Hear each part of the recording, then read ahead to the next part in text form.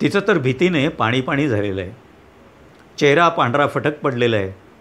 या विचित्र प्रकाराने तीही भेदरून गेलेली आहे. मैंने सोचा कोई आपका दुश्मन होगा, एवढंच ती कशीबशी बोलते. एवढं होईपर्यंत ती इमारत येतेच आणि एकदम तुमच्या ध्यानात येतं की ती सुरी अजून तुमच्याच हातात आहे. तिची मूठ घामाने थबथबलेली आहे आणि मग जमावाने आपल्याला वाट का दिली हे तुमच्या लक्षात येतं. आपण ही सुरी म्हणजे ते आपल्याला हसावं की रडावं हे तुम्हाला कळत नाही.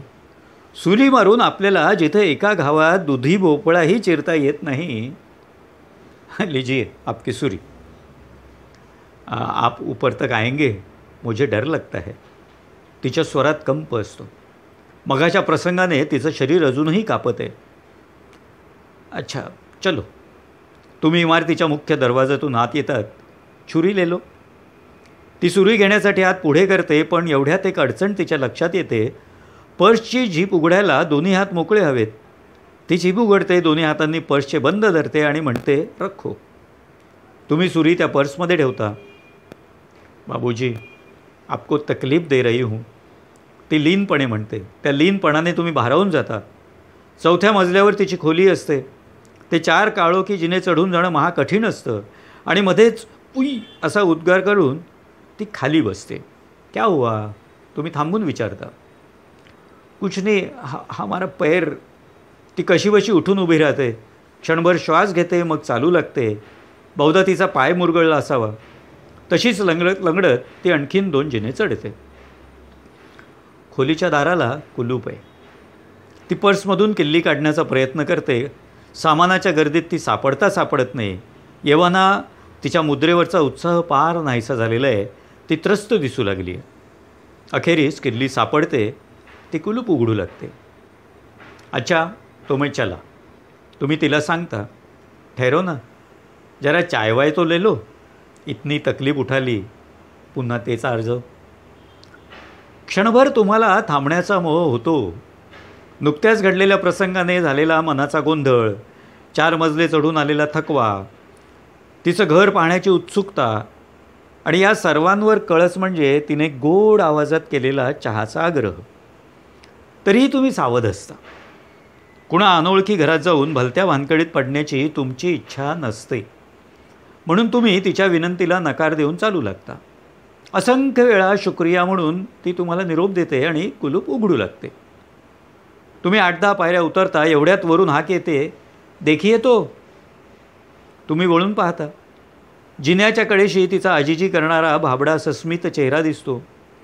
माफ़ कीजिए, मुझसे ये ताला नहीं खुलता, आप जरा. तुम्ही किंचित हसून परत वर जाता. तिच्या हातून किल्ली घेऊन कडी सरकवता. थोडा जोर लावून दार उघडता. दार ढकलताच काहीतरी धाडकन कोसळल्याचा आवाज येतो आणि दरवाजात 2 पाय आडवे पडलेले दिसतात.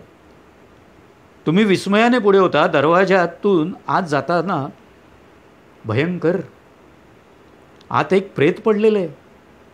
त्याची कुशी रक्ताने भिजलेली आहे. अरे बाप रे, हा तर तोच माणूस मगाचाच तुमच्या अंगावर धावून येणारा. फुलांचा बुशर्ट, काळी पॅन्ट घातलेला, छोटी दाढी, जाड भुवया. अरे पण तो इथे कसा आणि ह्या स्थितीत? बाप रे, तुम्ही सरळ रक्ताच्या थारोळ्यात उभे आहात. क्षणात तुमच्या लक्षात येतं की हा खून आहे. आपण एका अनोळखी घराचे दार उघडून आत शिरलो आणि तिथे खून झालेला आपल्यालाच प्रथम दिसला. आपल्यावर आळ येण्याचा संभव. तुम्ही काय कराल? तुम्ही पळत सुटता. त्या काळोख्या जिन्यांवरून 4 पायऱ्या ओलांडीत तुम्ही जीवाच्या आकांताने पळत सुटता. त्या अनोळखी स्त्रीपासून, त्या भयंकर खोलीपासून, रक्ताने लडबडलेल्या त्या प्रेतापासून दूर पळत सुटता. इमारतीच्या बाहेर पडूनही तुम्ही रस्त्यावर येता, तरीही अजून तुम्ही पळतच आहात. एकदम एक माणूस समोरून येऊन तुम्हाला धरतो. तुम्ही इसडा देऊन पळू लागता, पण तुमच्याभोवती येवाना माणसांचा घोळका जमलेला आहे. तुम्हाला थांबावंच लागतं. वरच्या खिडकीतून ती तरुणी पकडो पकडो असं ओरडत असते. तिचं ओरडणं आता थांबतं. ती खुणा करून सर्वांना वर बोलावते. येवाना 2 पोलिसही तिथे हजर झाले. तुम्हाला घेऊन ते पोलीस आणि तो घोळका 4थ्या मजल्यावर जाऊ लागतो. हे काय चाललंय हे तुम्हाला समजत नाही. तुम्ही बधीर होऊन गेलेले आहात. अहो मला सोडा, मी खून केलेला नाही, मला सोडा. अहो मी खून केलेला नाही. हेच तुम्ही वेड्यासारखं परत परत ओरडत राहता. धरून ठेवलेले असतानाही उसळ्या घेत राहता. जिन्याच्या पायऱ्यांवर तुमच्या बुटाला लागलेल्या रक्ताचे अधिकाधिक स्पष्ट होत गेलेले ठसे आहेत. पोलीस त्याविषयी एकमेकांशी काहीतरी बोलतात. ठसे खोलीच्या दाराशी फारच स्पष्ट झालेले आहेत. सगळे खोलीत घोळका करतात. मगाची तरुणी रडत बाजूला उभी असते आणि आता प्रेताच्या कुशीत ती सुरी असते, मगाचीच तुम्ही हाताळलेली. ही मगा प्रेताच्या कुशीत नव्हतीच, तेव्हा तर ही तिच्या पर्समध्ये. साहेब, हीच सुरी हा या माणसावर मगाशी उगारीत होता. लोक पोलिसांना माहिती पुरवतात. अहो न राहून तुम्ही ओरडता, नाही तो हा नाही, हा सगळा बनाव आहे हा. याची दाढी बघा, खोटी आहे. भान न राहून तुम्ही पुढं वाकून प्रेताची दाढी ओढता. ती हलत नाही, ती खरीच आहे. लोक हसतात, पोलीस तुम्हाला मागे खेचतात. साहेब, मगा याच माणसाशी भांडण झालं आणि मग यानं त्याचा खून केला. लोक सगळी हकीकत अगदी सहज जुळवून पोलिसांना सांगतात. नाही हो, मी निरपराध आहे. मी असं करणं शक्यच नाही. मी या बाईला नुसतं घर दाखवायला इथे आलो होतो. पण तुमचा शब्द कोणी ऐकूनच घेत नाही. साहब, ये मुझे इधर ले आया, 100 रुपया देगा करके बोला. हुनके देत ती तरुणी सांगते. लेकिन इसके पीछे ये आदमी आया और ती रडू लागते. अहो खोटं बोलते ही, तुम्ही ओरडता. मी मुळीच घेऊन आलो नाही हिला. अहो हे हिचंच घर आहे. तुमच्या या विधानावर कुणाचाही विश्वास बसणं शक्य नाही. कारण खोली संपूर्ण मोकळी आहे. तिथं कुणीही राहत असल्याची एकही खूण नाही. नाही म्हणायला खोलीत एक पलंग मात्र आहे. आणखीन पोलीस हजर होतात, इन्स्पेक्टर्स, फोटो घेतले जातात. पोलिसांच्या गाडीतून तुम्हाला लॉकअपमध्ये नेऊन ठेवण्यात येतं. त्या बंद कोठडीत तुम्ही विचार करत राहता. जे काही घडलं त्याचं तुम्हाला अजूनही आश्चर्य वाटत आहे. हे सारं झालंच कसं? तुमच्यासारखा चांगला माणूस या घाणेरड्या गुन्ह्यात गुरफटला कसा? तुमचं चुकलं कुठे? तुमचा अपराध तरी काय? खून करून आधीच प्रेत दरवाजाशी उभं करून ठेवलं यात शंका नाही. सुरी त्या तरुणीने तुम्ही जिना उतरत असताना तिथं ठेवलेली असणार. आणखी एक गोष्ट नक्की, रस्त्यात भेटलेला माणूस आणि मृत मनुष्य एक नव्हते. हे प्रेत आधीपासूनच घरात होतं. त्याच्यासारखे कपडे केलेला, तशीच दाढी लावलेला, भुवया रंगवलेला तो माणूस वेगळाच होता. आणि तुम्ही रस्त्यातून पळू लागताच तुम्हाला गच्च पकडणारा आणि नंतर गर्दीत मिसळून गेलेला तोच असण्याची शक्यता आहे. अर्थात आता त्याचे कपडे वेगळे होते, दाढी काढून टाकणं काही सोपं होतं. एकूण तो माणूस आणि ही बाई यांचं हे कारस्थान आपसातील कारणासाठी तिसऱ्या माणसाचा खून करण्याचं चौथ्यावर आळ येईल अशा बेतानं. प्रश्न एवढाच की हे सारं जरी तुम्हाला कळून चुकलं असलं तरी तुम्ही ते कुणालाही पटवून देऊ शकणार नाही. वस्तुस्थिती तुमच्याशिवाय फक्त त्या दोघांनाच ठाऊक आहे आणि ती जाहीर होऊ न देण्यावर तुमचं सारं आयुष्य अवलंबून आहे. प्रत्यक्ष तुमची पत्नीसुद्धा तुम्हाला सहानुभूती दाखवणार नाही. अरे, एका सिंधी तरुणीला तुम्ही 100 रुपयांच्या मोबदल्यात एका पलंग असलेल्या रिकाम्या खोलीत एकटेच घेऊन गेला होतात. हे ऐकल्यानंतरही ती तुमचा शब्द खरा मानेल का? अर्थात अजूनही तुम्ही एखादा चांगला वकील देऊ शकाल. तो विचार करून यात तुमच्या बाजूचा काही पुरावा शोधील. परंतु तुमच्या हकीकतीवर विश्वास ठेवणं प्रथम त्यालाही कठीण जाईल.